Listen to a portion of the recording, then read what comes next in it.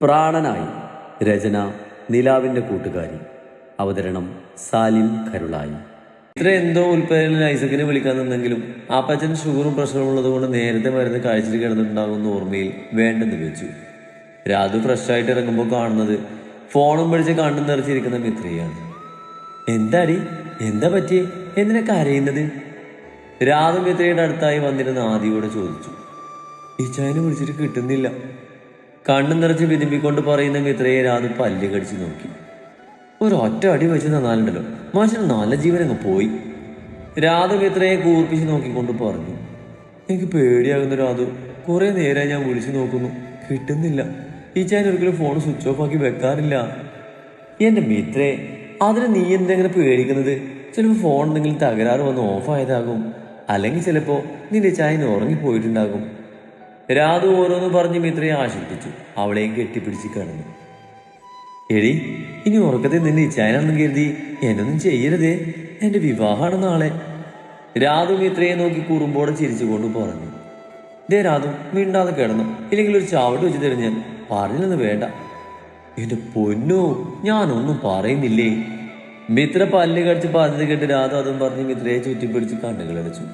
മിത്രയ്ക്ക് മനസ്സിൽ ആദ്യം നിറഞ്ഞു നിൽക്കുന്നത് കൊണ്ട് ഉറങ്ങാൻ പറ്റിയില്ല. ഏതായാലും നാളെ രവി വരുന്ന ഉറപ്പുള്ളത് കൊണ്ട് നേരിയ ആശ്വാസം തോന്നിയെങ്കിലും ഉറക്കം മിത്രയെ തലോടിയില്ല. ഓരോന്നും ചിന്തിച്ചു കൂട്ടി പുലർച്ചെയാണ് മിത്രയൊന്ന് ഉറങ്ങിയത്. ഇന്നാണ് രാധുവിന്റെ കല്യാണം. വാടാമല്ലി കളർ പട്ടുസാരിയും ആഭരണങ്ങളും മിതമായൊരു ഒരുക്കവും രാധുവിനെ കൂടുതൽ സുന്ദരിയാക്കി. എന്റെ രാധു പൊളിച്ചടുക്കിയല്ലോ. മിത്ര രാധുവിനെ കവളിൽ ചുംബിച്ചുകൊണ്ട് പറഞ്ഞു. എന്റെ മിത്രയെ സുന്ദരിയായല്ലോ, കല്യാണ പെണ്ണ് മാറിപ്പോകുമോ? ഡെവി സെലക്ട് ചെയ്ത് കൊടുത്ത മയിൽപ്പീലി കളർ പട്ടുസാരിയായിരുന്നു മിത്ര കൊടുത്തത്. കണ്ണുകൾ കടുപ്പിച്ചെഴുതി നെറ്റിയിലൊരു സ്റ്റോൺ പോട്ടും സീമന്തരേഖയിൽ കട്ടിയിൽ ചാത്തിയ സിന്ദൂരവും കാതിൽ സാരിയിലേക്ക് മേച്ചാകുന്ന ജിമിക്കിയും കഴുത്തിൽ മിന്നും കൂടെ ചെറിയ കല്ല് വെച്ച കുഞ്ഞൊരു മാലയും ഇരുകൈയിലും കല്ല് വെച്ച വളകളും മുടി ഫ്രഞ്ച് ബ്രൈഡ് രീതിയിൽ കെട്ടി പൂവും വെച്ചപ്പോഴേക്കും മിത്രയും സുന്ദരിയായെങ്കിലും കണ്ണുകളിൽ മാത്രം നിരാശ തങ്ങി നിന്നു. ഓടി. മിത്രയെ ചേർത്ത് നിർത്തി രാധ ചോദിച്ചതും മിത്ര അവളെ കൂർപ്പിച്ച് നോക്കിക്കൊണ്ട് പറഞ്ഞു. ഓ, ഒരു സത്യം പറഞ്ഞപ്പോൾ അവൾക്ക് പിടിച്ചില്ല. രാധു മിത്ര പറഞ്ഞത് കണ്ട് ചുണ്ടു കൂട്ടിയതും രാധുവിന്റെ ഭാവം കണ്ട മിത്രയുടെ ചുണ്ടിൽ പുഞ്ചിരി പിരിഞ്ഞു. അതെ, ചെക്കനും കൂട്ടരെത്തിയിട്ടോ. വീട്ടിലേക്ക് കയറി വന്നുകൊണ്ട് ആമിയുടെ ഭാര്യ നേഹ പറഞ്ഞതും അതുവരെ ചിരിയോടെ പറഞ്ഞതും രാധുവിന്റെ ഭാവം മാറി. എടി മിത്രേ, എനിക്ക് പേടിയാകുന്നു. രാധു മിത്രയുടെ കയ്യിൽ മുറുകെ പിടിച്ച് പറഞ്ഞു. അനുഭവിച്ചോ, നീ ഒരുത്തിയാണല്ലോ പെട്ടെന്ന് എനിക്ക് കല്യാണം വേണമെന്ന് പറഞ്ഞ് വാശി പിടിച്ചത്.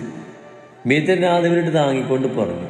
ശവത്തിൽ കുത്താതടി, എനിക്ക് പേടിയായിട്ട് വയ്യ, നീ എന്റെ കൂടെ തന്നെ നിൽക്കണേ. രാധു ടെൻഷനോടെ മിത്രയെ നോക്കിക്കൊണ്ട് പറഞ്ഞു. ഞാനോ?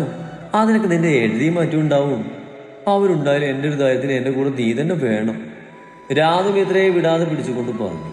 കുറച്ചു കഴിഞ്ഞതും മുഹൂർത്തത്തിന് സമയമായതും രാധു താലവുമേന്തി സദസ്സിലേക്ക് നടന്നതും അവളുടെ കൂടെ സഭയിലേക്ക് ഇറങ്ങുമ്പോൾ മിത്രയുടെ കണ്ണുകൾ അവളുടെ ഇച്ഛായന് വേണ്ടി ആൾക്കൂടുതലൂടെ പരക്കം പാഞ്ഞു. എങ്കിലും നിരാശയായിരുന്നു ഫലം.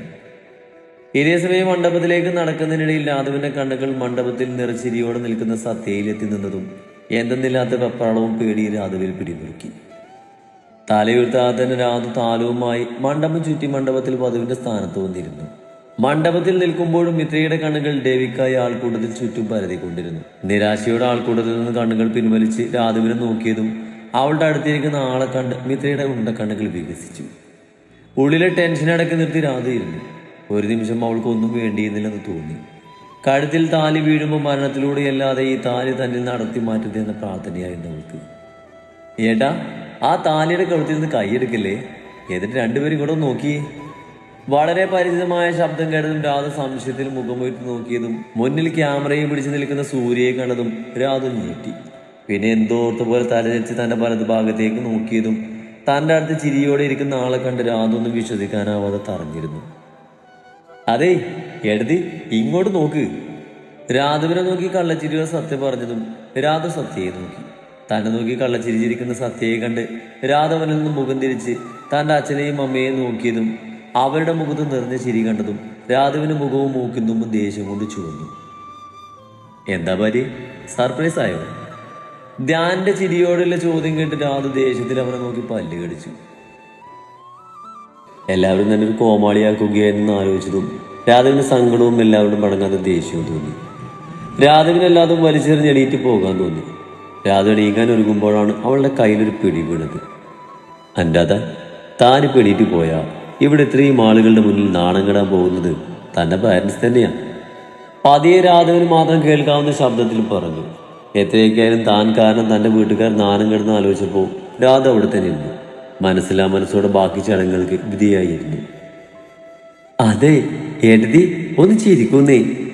ദേഷ്യം പിടിച്ച മുഖത്തോട് ഫോട്ടോക്ക് പോസ്റ്റ് ചെയ്യുന്ന രാധവിനെ കണ്ട് സത്യയുടെ തോളിൽ തൂങ്ങി നിന്ന് പറയുന്നവളെ കണ്ടതും രാധ അവളെ തറപ്പിച്ച് നോക്കുകയില്ല, അതൊന്നും പറഞ്ഞില്ല. ഏറ്റവും പിറകിലായി തൻ്റെ കൺമുന്നിൽ കാണുന്നത് വിശ്വസിക്കാനാവാതെ നിൽക്കുകയായിരുന്നു മിത്ര. എങ്ങനെ സത്യക്ക് പകരം ധ്യാനം വന്നു എന്ന് മിത്രയ്ക്ക് ഇപ്പോഴും മനസ്സിലായില്ല. രാധവിനെ ആലോചിച്ചപ്പോൾ അവൾക്ക് പാവം തോന്നിയെങ്കിലും അനുഭവിച്ച സങ്കടം ഓർത്തപ്പോൾ അവൾ ആഗ്രഹിച്ച ആളെ തന്നെ കിട്ടിയതിൽ മിത്രയ്ക്ക് സന്തോഷം തോന്നി. പക്ഷേ രാധവിൻ്റെ കല്ലിച്ചതുപോലെയുള്ള മുഖഭാവത്തിൽ തന്നെ അവൾക്ക് മനസ്സിലായിരുന്നു അവൾക്ക് എല്ലാം കഷ്ടകാലാണെന്ന്.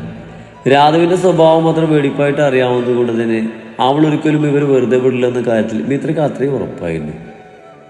പെട്ടെന്ന് സാരിക്കടിയിലൂടെ വയലിൽ പിച്ചി കിട്ടിയെടുത്ത് പൊത്തിപ്പിടിച്ച് തിരിഞ്ഞു നോക്കിയ മിത്ര കാണുന്നത് തൻ്റെ പിറകിലായി നിൽക്കുന്ന ഡെബിയെയാണ്. ഡെബിയെ കണ്ടതും മിത്രയുടെ കണ്ണുകൾ ആശ്ചര്യത്തിൽ വിടുന്നു. പെട്ടെന്ന് അവളുടെ സന്തോഷം മാറി അവിടെ പരിഭവം നിറഞ്ഞു. സുന്ദരിയായിട്ടുണ്ടല്ലോ. ഡേവിഡ് തിരിഞ്ഞു നിൽക്കുന്ന മിത്രയുടെ കാതിൽ ചുണ്ടു ചേർത്ത് ആരും കേൾക്കാതെ പതിയെ പറഞ്ഞതും മിത്ര അവനെ നോക്കി പരിഭവത്തിൽ ചുണ്ടുകൂട്ടി. എന്നതാ എൻ്റെ ദേവകോച്ചിന് ഈ ചെനോട് പിണക്കാണോ? ഡേവി മിത്രയുടെ കയ്യിൽ കൈകൾ കോർത്തുകൊണ്ട് ചോദിച്ചു. പിണക്കാണ്. ഇന്നലെ മുതൽ ഈ നിമിഷം വരെ ഞാൻ ടെൻഷൻ അടിച്ചായിരുന്നു നടന്നത്. ഈ ചെന്നെ ഫോൺ ചെയ്ത് അടുപ്പ് കൊണ്ട് വെച്ചിരിക്കുമോ? ഞാൻ എത്ര തവണ വിളിച്ചെന്ന് അറിയോ? മിത്ര പറഞ്ഞത് കേട്ടതും അവളുടെ മുഖഭാവം കൂടിയായതും ഡേവിക്ക് ചിരി പൊട്ടി. ചിരിക്കുന്നു ദുഷ്ടനിച്ചായൻ. ഡേവി അമർത്തി ചിരിക്കുന്നത് കണ്ട് മിത്ര ദേഷ്യത്തിൽ പറഞ്ഞ് കൈമുച്ചു ചൂട്ടി ഡേവിയുടെ നെഞ്ചിലേക്ക് ഇടിച്ചു. ആ പെട്ടെന്ന് കിട്ടിയ അടിയിൽ ഡേവി അറിയാതെ വെച്ചു പോയി. അയ്യോ എന്ത് ചായ, എന്താ പറ്റി? മിത്ര ആദ്യയോടെ നെഞ്ചിൽ തഴുകിക്കൊണ്ട് ചോദിച്ചു. ഒന്നുമില്ലടി, പെട്ടെന്ന് നീ ഇടിച്ചപ്പോൾ ചെറുതായി ഇത് വേദനിച്ചു, അത്രേ ഉള്ളൂ. ഉള്ളിലെ പരിങ്ങലടക്കി നിന്നിട്ട് ഡേവിഡ് പറഞ്ഞതും മിത്ര അവന്റെ സംശയത്തിൽ നോക്കി. നീ ഇങ്ങനെ നോക്കാതെ, ഞാൻ സത്യം പറഞ്ഞതാ. ഡേവിഡ് മിത്രയുടെ കവളിൽ പിടിച്ച് വലിച്ചു പറഞ്ഞു. ആ അപ്പച്ചനോട് ചായ? അപ്പം വന്നില്ലടി, അപ്പൻ ഇത്ര ദൂരം യാത്ര ചെയ്യാൻ വയ്യെന്ന് പറഞ്ഞു. ഡാനിയെ കുഞ്ഞുട്ടിയെ കണ്ടേ ചായൻ? മിത്ര ഡേവിഡിനോട് ചേർന്നതുകൊണ്ട് ചോദിച്ചു. ആ ഞാൻ കണ്ടടി, അവര് പന്തലിലേക്ക് ഭക്ഷണം വിളമ്പാൻ പോയതാ. നിന്നെ ഇനി വന്ന് മുഖം കാണിച്ചില്ലെങ്കിൽ അതിന് മുഖം വീർപ്പിക്കുന്നു കരുതി ഇങ്ങ് വന്നതാ. ഡേവിഡ് പറഞ്ഞു കേട്ട് മിത്ര ഡേവിയെ കൂർപ്പിച്ച് നോക്കി. എന്റെ ദേവ, നീ ഇങ്ങനെ നോക്കലട്ടോ. ഇവിടെ ഇത്രയും ആളുകളുള്ള കാര്യം ഞാൻ ചിലപ്പോൾ മറന്നുപോകും. പിന്നെ കൊള്ളാട്ടോ, ഈ വേഷം സുന്ദരിയായിട്ടുണ്ട്. കണ്ടിട്ടേ എനിക്ക് നിന്നെ കടിച്ചു തിന്നാൻ തോന്നുന്ന ദേവ. ആരും കാണാതെ സാരിക്കടയിലൂടെ മിത്രയുടെ വയറിൽ തഴുകി നാവിച്ചുഴിയിൽ വിൽ കുത്തി കറക്കിക്കൊണ്ട് ഡേവിഡ് പറഞ്ഞതും മിത്ര ചുവന്ന മുഖത്തോട് ഉയർന്നു വന്ന ശിൽക്കാരം അടക്കി നിർത്തി അവനോട് ചേർന്ന് നെഞ്ചിലേക്ക് മുഖം പോയിട്ട് നിന്നതും വേദന കൊണ്ട് അവൻ്റെ മുഖം ചുളിഞ്ഞു. എങ്കിലും തൻ്റെ പ്രാണനെയും ചേർത്ത് പിടിച്ചു നിന്നു. എല്ലാവരോടുള്ള ദേഷ്യം രാധ തൽക്കാലം 4 പപ്പടം പൊടിച്ച് ചോറ് കൂട്ടി കഴിച്ചു തീർത്തു. രാധവിൻ്റെ ദേഷ്യം പിടിച്ച ഭാവം കണ്ട് ഇപ്പം അവളോട് സംസാരിച്ചാൽ ശരിയാകില്ലെന്ന് മനസ്സിലാക്കിയ ധ്യാൻ ഒരവസരം കിട്ടുന്നത് വരെ ക്ഷമയോടെ കാത്തുനിന്നു. യാത്ര പറഞ്ഞിറങ്ങാൻ നേരം രാധ കരഞ്ഞില്ല. തൻ്റെ അച്ഛനും അമ്മയും തന്നെ കെട്ടിപ്പിടിച്ച് കരയുന്നത് കണ്ട് അവളുടെ ഉള്ളിൽ പിടിഞ്ഞു. എങ്കിലും അവൾ കരയാതെ പിടിച്ചു നിന്നു. എല്ലാവരും കൂടി തന്നെ ഒരു കോമാളിയാക്കിയ ദേഷ്യമായി നമ്മൾക്ക്. യാത്ര പറഞ്ഞ് കാറിൽ കയറാൻ നേരം രാധവിൻ്റെ കണ്ണുകൾ ചുറ്റും പാഞ്ഞു. അവസാനം രാധവിൻ്റെ കണ്ണുകൾ കുറച്ച് മാറിയെടുത്തായി ഡെവിയുടെയും കുഞ്ഞുട്ടിൻ്റെയും ഡാനിയുടെയും കൂടെ നിൽക്കുന്ന മിത്രയിലുടക്കിയതും രാധവിൻ്റെ മിഴികൾ തുറന്നു. രാധ കണ്ണുകൊണ്ട് മിത്രയെ അടുത്തേക്ക് വിളിച്ചു. മിത്ര പതിയെ രാധവിൻ്റെ അടുത്തേക്ക് നടന്നു. നിനക്കും എല്ലാം അറിയാമായിരുന്നു? മിത്രയെ ഇറുകപ്പെടുന്ന ആരും കേൾക്കാത്ത രാധ പതിയെ ചോദിച്ചു. എനിക്കറിയില്ലായിരുന്നു. മിത്ര പറഞ്ഞത് കേട്ട് രാധ അമർത്തി മൂടി. ഏതായാലും നീ ആഗ്രഹിച്ച ആൾ തന്നെ കിട്ടിയില്ലേ, ഇനി നീയായിട്ട് പ്രശ്നത്തിന് പോകണ്ട. രാധവിനെ സമാധാനിപ്പിക്കാൻ എന്നവണ്ണം മിത്ര പറഞ്ഞു.